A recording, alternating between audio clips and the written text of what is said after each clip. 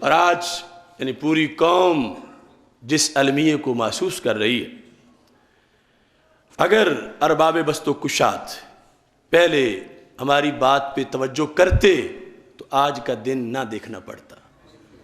جب داتا دربار پہ دھماکہ ہوا تھا، ہم بولے تھے اور بہت سے لوگ کہتے تھے کہ شاید ان کا کوئی اور مسئلہ ہے۔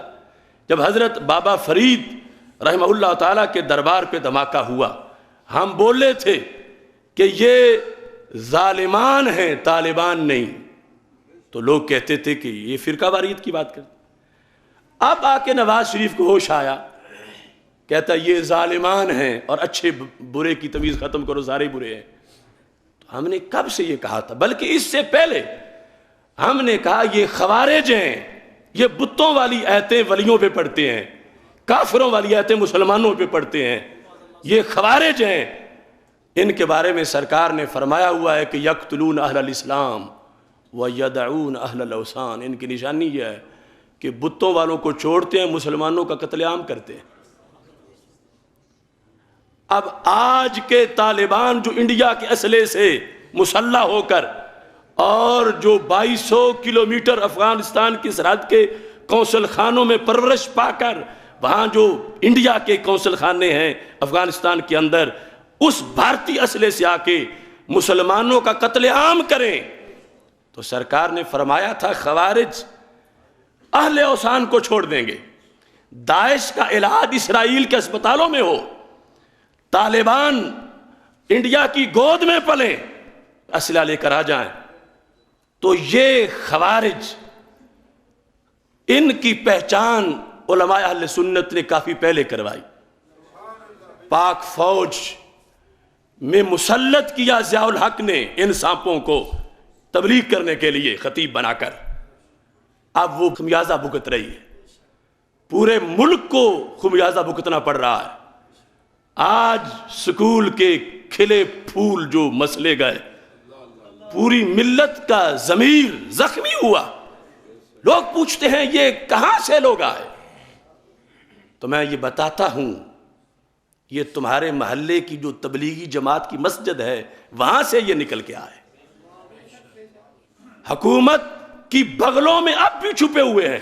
اب نواز شریف پریس کانفرنس کر رہا ہے تو سراج الحق تو اس کے ساتھ بیٹھا ہے، جس نے کل مینار پاکستان پہ قتال فی سبیل اللہ منور حسن نے کہا تھا کہ اس کے ذریعے سے پاکستان میں خلافت آئے گی۔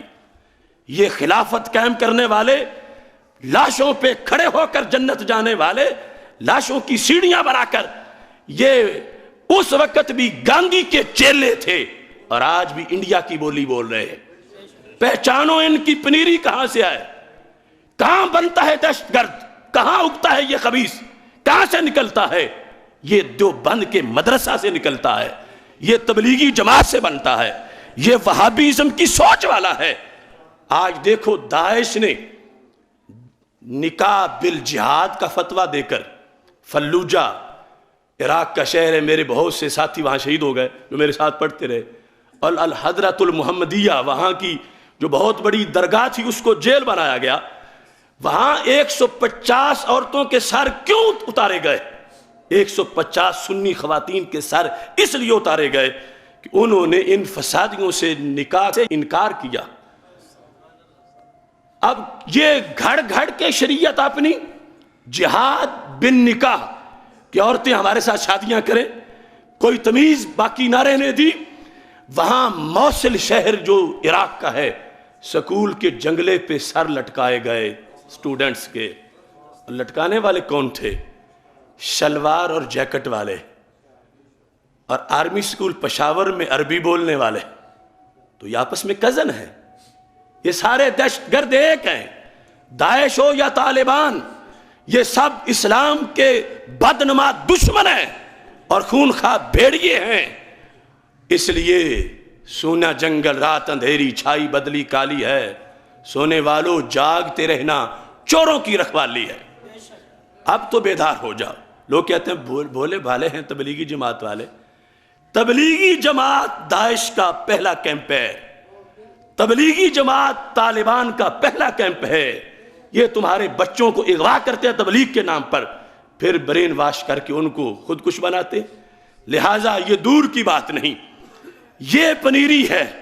تو ہم حکومت سے مطالبہ کرتے ہیں کہ روز آنسو بہاتے ہو اور قوم کو سلاتے ہو، پہلے تو اپنی بغلوں سے دہشت گرد نکالو، عبدالعزیز برقے والے کو چوک میں لٹکا کے پھانسی دو، جو آج بھی مذمت نہیں کر رہا، وہ آج بھی کہتا ہے کہ ٹھیک ہوا جو پشاور میں ہوا، اس کو پھانسی دی جائے۔ سمیع الحق جس نے کل فخر کیا کہ طالبان میرے شاگرد ہیں، اس سے تو پوچھو کہ کرتوت دیکھو اپنے شاگردوں کے۔ آج حکومت مسلطیں چھوڑے ورنہ حکومت سے سائٹ سے ہو جائے۔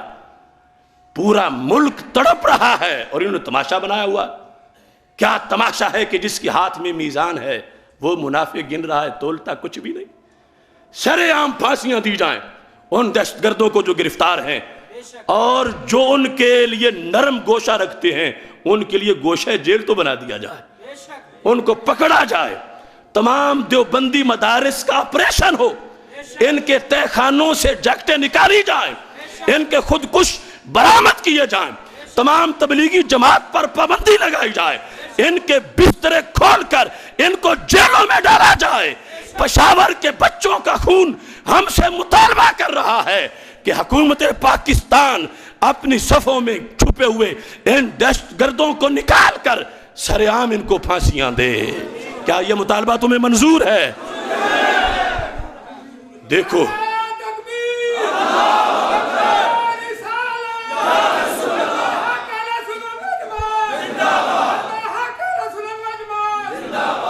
آج چینلوں پہ وہ رو رہے ہیں آ کے، حافظ سعید، طاہر اشرفی، یہ سارا ٹولہ، فضل الرحمان سمیت، ان کا کردار اس یزید جیسا ہے جو امام حسین کو شہید کروا کے ماتم کر رہا تھا۔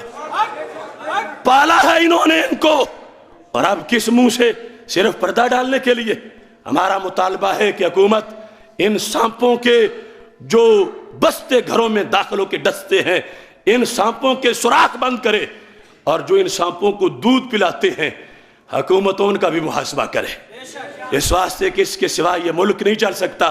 یہ کرایہ دار ایجنٹ ہیں غیروں کے، اور پاکستان کے آ کے چاچے مامے بننا چاہتے ہیں۔ اس لیے ساری مسلطیں بالائے طاق رکھتے ہوئے آج کے بعد اعلانیہ طور پر یہ جو تبلیغی ٹولہ ہے فسادی، اور جتنا وہابیزم کی سوچ ہے، اس کے خلاف جہاں بیٹھتے ہو وہاں بولو، بتاؤ دنیا کو کہ غیروں کے ایجنٹ ہیں، اور مسلم امہ کو آ کر انہوں نے آج کس نوبت تک پہنچا دیا ہے۔